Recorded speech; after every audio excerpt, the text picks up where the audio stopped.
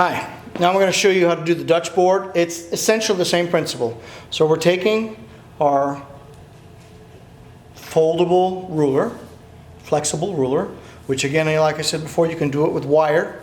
It's got to be a thin enough wire that's moldable and pliable so that you can actually change it with your fingers, and then it'll hold, and strong enough where it'll hold shape. Basically, your hands are going to hold it in place. So you're going to take this, you're going to put it on the bottom of the board. Now, the tape represents the end of the padding on the Dutch board. So that's 2.5 inches. So that's where my thumb is going to sit, and then the rest of the length underneath has got to be about 3 inches at least.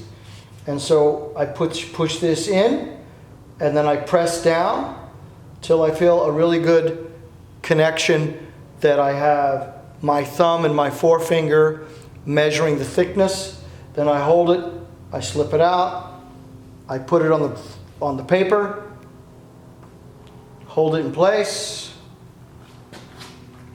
and then I trace it out.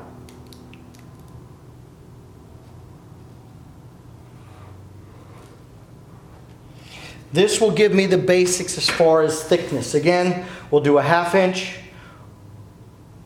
a 1 inch location, and then a 2 inch,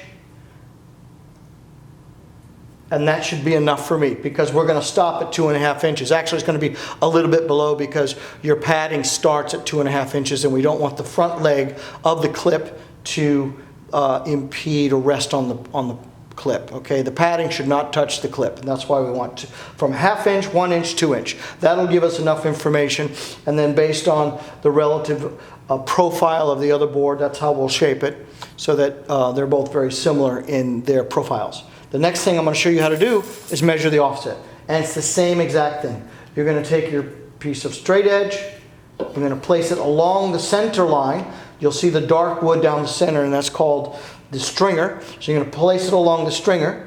Then you're going to take your tape measure and you're going to put it down, and then you're going to mark it based on where the bottom, from the table to the bottom of the ruler, and that's at 3 3/8. So that's the next mark. That's your offset, 3 3/8. And that's how you figure out what your offset is. And then once I get that information, I'll be able to do everything else. Okay, let me know if this works. If it doesn't, I will get more details. Thank you very much. Goodbye, or mahalo, as they say.